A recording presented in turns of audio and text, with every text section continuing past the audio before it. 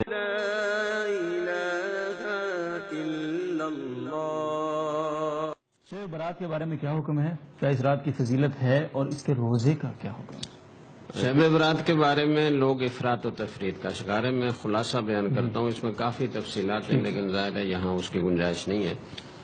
افراد تو اس میں یہ ہو رہا ہے کہ بہت سارے لوگ وہ اس رات کو، خاص طور سے جو 15 شعبان کی رات ہوتی ہے، اس میں ایک میلے کا سما بنا لیتے ہیں، حلوے پکاتے ہیں، اچھے کھانے پکاتے ہیں، پٹاخے چھوڑتے ہیں، چراغاں کرتے ہیں، اور قبرستان جو کہ عبرت حاصل کرنے کی جگہ ہے وہاں بھی لائٹنگ کر کے تو وہ ایک اللہ گلا، ایک پورا ایک میلہ لگا ہوتا ہے۔ تو یہ چیزیں تو بالکل ٹھیک نہیں ہیں، ان کا کوئی ثبوت نہیں ہے۔ دوسری طرف تفریط یہ ہو رہی ہے کہ بعض لوگ یہ کہتے ہیں کہ جی شب برات یا 15 شعبان کی رات کی کوئی فضیلت ہے ہی نہیں اور اس کی کوئی بالکل اصل نہیں ہے۔ یہ دونوں باتیں غلط ہیں۔ یہ جو چیزیں میں نے گنوائی ہیں ان کا تو کوئی ثبوت نہیں ہے اور یہ گناہ کے کام ہیں، ان سے بچنا لازم ہے۔ ٹھیک ہے، لیکن نفس فضیلت 15 شعبان کی رات کی وہ ثابت ہے اور اس کے بارے میں بہت ساری احادیث ہیں۔ صحیح۔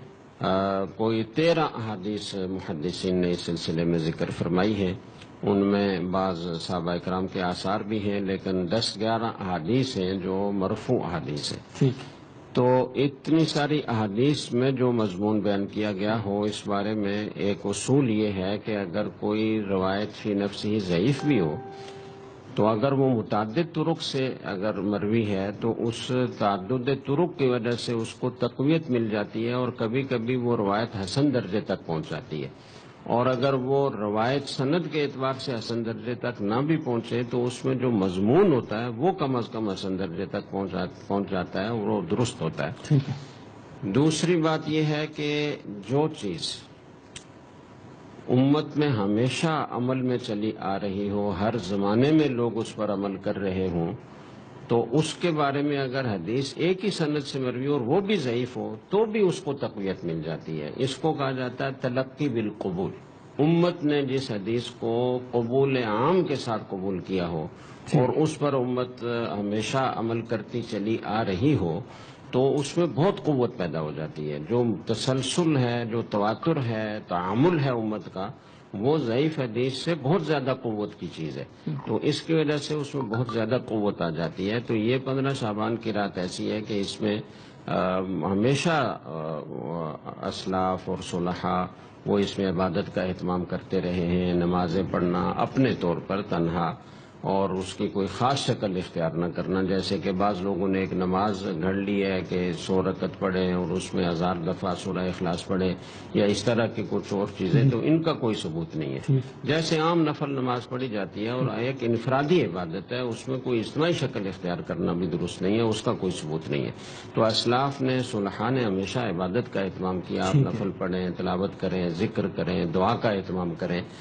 آپ صلی اللہ علیہ وسلم نے یہ فرمایا کہ اس رات میں آجال کے فیصلے ہوتے ہیں، تو اس لیے اس میں عبادت کا اہتمام کرنا چاہیے۔ اور بعض روایات میں یہ آتا ہے کہ شعبان میں، پورے شعبان ہی میں فضیلت ہے، اور یہ آتا ہے کہ اعمال اوپر آسمان کی طرف جاتے ہیں، اللہ کی بارگاہ میں پیش ہوتے ہیں۔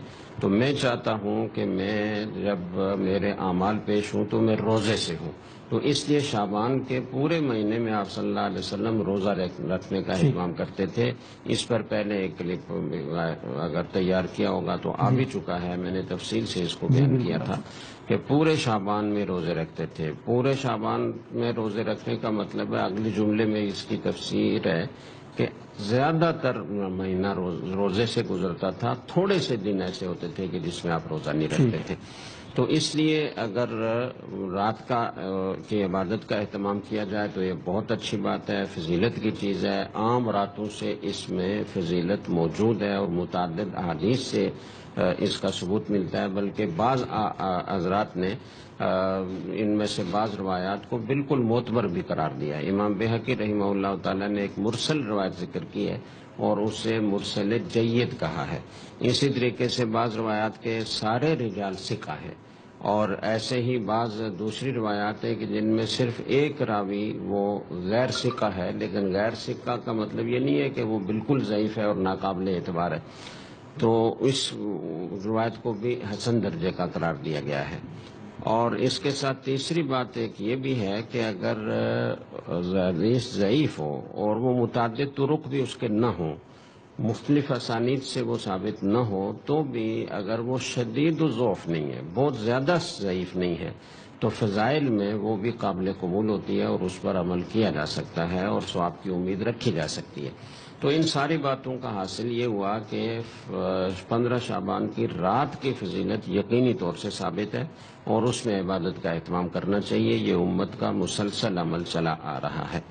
جہاں تک بات ہے 15 شعبان کے روزے کی، تو اس بارے میں زیادہ تر علماء یہ کہتے ہیں کہ ایک ہی روایت ہے اور وہ ضعیف ہے، اور ایک ہی روایت ہو اور وہ ضعیف ہو تو اس سے فضیلت ثابت نہیں ہوتی، اس لیے اس کی خاص فضیلت سمجھ کر روزہ نہیں رکھنا چاہیے۔ لیکن چونکہ شعبان میں کثرت سے روزہ رکھنے کا حکم ہے اور آپ صلی اللہ علیہ وسلم کا معمول رہا ہے، تو اس لیے اگر کوئی اس کثرت پر عمل کر رہا ہے، پہلے بھی کئی دن اس نے روزے رکھے ہیں اور وہ ایک دن 15 شعبان کا بھی روزہ رکھ لیتا ہے، یا کسی کا ایام 20 کے روزے رکھنے کا معمول ہے اور اس بنا پر وہ 13، 14، 15 شعبان کو روزہ رکھ لیتا ہے، تو اس میں کوئی حرج کی بات نہیں ہے۔ ٹھیک ہے، البتہ عوام کو 15 شعبان کے بعد روزہ نہیں رکھنا چاہیے، اس لیے کہ ایک صحیح روایت میں یہ آتا ہے کہ اذا انتصف شعبان فلا تصوموا، جب نصف شعبان ہو جائے تو پھر روزہ نہ رکھو۔